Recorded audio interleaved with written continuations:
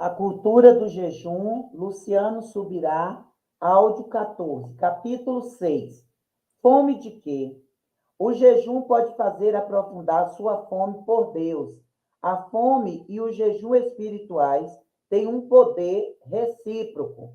Cada um aprofunda e fortalece o outro. Cada um torna o outro mais eficiente. Wesley Duell. A Escritura aponta que Jesus, logo depois de ter sido batizado por João Batista no Rio Jordão, foi levado pelo Espírito ao deserto para ser tentado pelo diabo. E depois de jejuar 40 dias e 40 noites, teve fome. Mateus 4, 1 e 2. Essa fome deve ser entendida de forma apropriada. Não se trata de uma mera vontade de comer que sentimos quando atrasamos ou pulamos uma refeição. Depois de alguns dias em jejum, tendo já consumido tanto a glicose que havia sido obtida na última refeição, quanto o glicogênio armazenado nos músculos e no fígado, o corpo entra em cetose, ou seja, passa a consumir energia das reservas de gordura. O que se deduz, portanto, é que Jesus, após 40 dias, esgotara também o estoque de reserva de gordura de seu corpo e estava experimentando a fome no sentido pleno da palavra, o início do processo de inanição, no qual o organismo passa ao consumo de tecidos.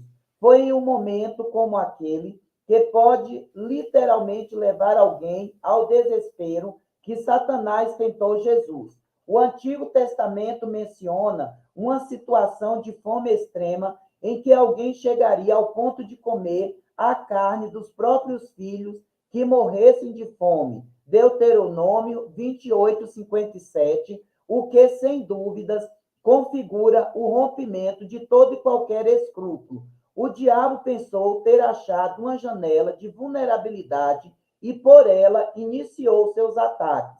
Então, o tentador, aproximando-se, disse a Jesus: Se você é o Filho de Deus, mande que estas pedras se transformem em pães. Jesus, porém, respondeu: Está escrito: O ser humano não viverá só de pão, mas de toda palavra que procede da boca de Deus. Mateus 4:4. A resposta de nosso Senhor, citando Deuteronômio 8:3, dá o tom do que me proponho a tratar neste capítulo. Em primeiro lugar, Jesus fez menção a dois tipos de alimento: natural e espiritual. Em segundo lugar, ele nos faz refletir sobre questões como fome versus saciedade.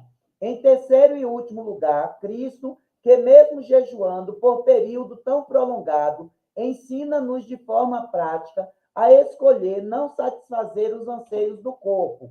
A esse último princípio chamarei de o poder da abstinência, fazendo as devidas relações com a prática do jejum. Contudo, antes de tratar dos três princípios contidos na fala de Jesus, quero ampliar a visão, trazendo detalhes do pano de fundo da tentação de Jesus.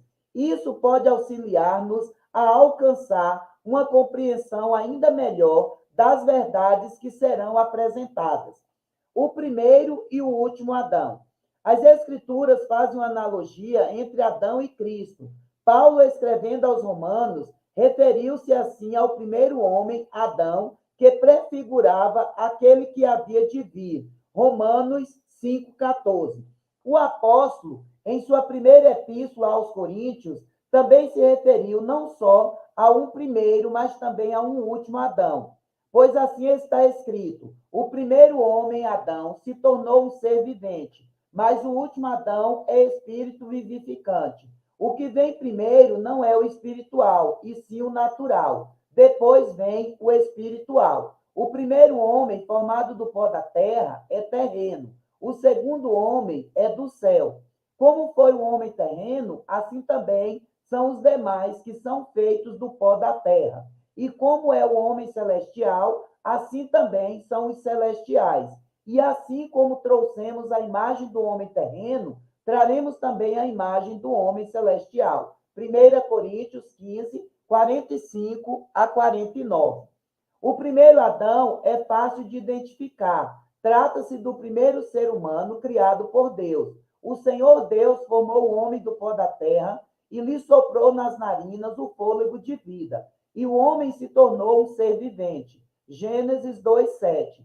Ele foi chamado de Adão, Gênesis 2:19. Quem, porém, é o último Adão a que o apóstolo se refere? Paulo falava de Cristo e deixa isso claro, definindo contrastes entre o primeiro e o último. Enquanto o primeiro é só um ser vivo, criado, que recebeu a vida, o último é um ser vivificante, que tem o poder de dar vida aos outros. Enquanto o primeiro, em ordem cronológica de aparição, é chamado natural, o último é chamado de espiritual. Enquanto o primeiro é denominado como terreno, por ter sido criado da terra, o último é denominado como celestial. Outro detalhe que não pode ser ignorado é que o último é também chamado de segundo homem. Versículo 47. Primeiro Adão, ser vivente, natural, terreno. Último Adão, espírito vivificante, espiritual, celestial. Somadas essas características, questiona-se quem é a única pessoa apresentada na Bíblia que, sendo homem, também é um espírito vivificante, em vez de ser vivo, é espiritual em vez de natural e é celestial em vez de terreno. Os detalhes fornecidos convergem necessariamente para uma única direção: Cristo. Não se trata, porém, de uma comparação entre as pessoas, tampouco entre as suas atitudes, mas sim entre os papéis que cabia a cada um desempenhar.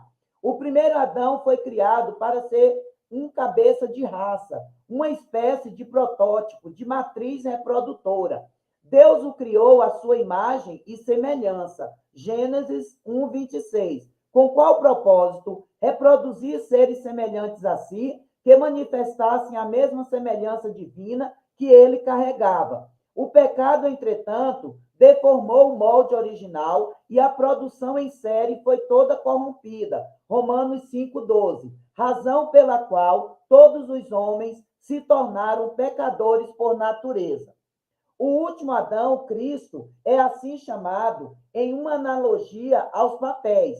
Ele não veio somente para perdoar os pecados da linhagem do primeiro Adão, antes para ser um novo cabeça de raça, um novo protótipo ou matriz reprodutora e assim cumprir o plano original de Deus. Por isso determinou que sem novo nascimento, que é a forma com a qual Cristo reproduz, ninguém pode entrar no reino de Deus. O contraste entre a escolha e os resultados de cada um é apresentado no Novo Testamento. Acrescentei ao texto a seguir, entre colchetes, as distinções entre o primeiro e o último Adão, para facilitar a visualização da comparação.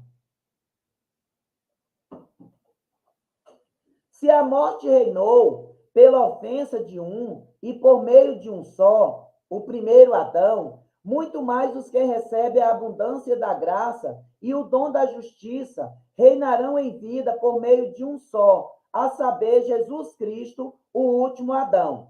Portanto, assim como por uma só ofensa do primeiro Adão veio o juízo sobre todos os seres humanos para condenação, assim também, por um só ato de justiça do último Adão, veio a graça sobre todos para a justificação que dá vida. Porque como pela desobediência de um só homem, o primeiro Adão, muitos se tornaram pecadores, assim também, por meio da obediência de um só, o último Adão, muitos se tornarão justos. Romanos 5:17-19. Colchetes acrescentados para clarificação do argumento.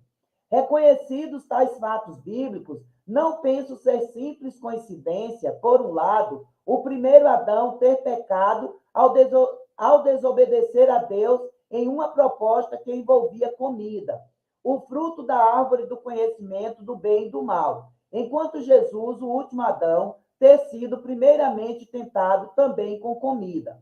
Nos dois casos, vale realçar que o alimento era apenas a maquiagem com a qual Satanás oferecia seu produto, entre aspas. O que ele queria de fato era levar ambos à desobediência, à quebra dos princípios divinos. O Evangelho de Mateus sinaliza que Cristo já havia jejuado 40 dias e 40 noites. A proposta não era que Jesus quebrasse o jejum, tanto que o maligno não lhe ofereceu comida, além de que eu, particularmente, penso que o jejum já estava completo. Depois de jejuar 40 dias e 40 noites, Mateus 4:2. Creio que o que estava por trás da proposta diabólica era levar Jesus a lançar mão dos atributos da divindade, dos quais ele havia se despido temporariamente. Filipenses 2, 5-8. A legitimidade da redenção realizada por nosso Senhor exigia que ele viesse à terra e vivesse como homem. Romanos 8:3. De fato, despido dos atributos divinos. Foi isso que fez dele o substituto perfeito para toda a humanidade. A tentação do primeiro Adão levou à queda e à necessidade de redenção, o que foi prontamente prometido por Deus. Gênesis 3:15. A tentação de Jesus visava, ao meu entender, a comprometer a redenção que estava sendo disponibilizada. É diante desse contexto que precisamos olhar para Jesus como exemplo de obediência. Portanto, voltando à declaração, o ser humano não viverá só de pão, mas de toda palavra que procede da boca de Deus. Mateus 4:4. Questiono: o que significa viver da palavra de Deus?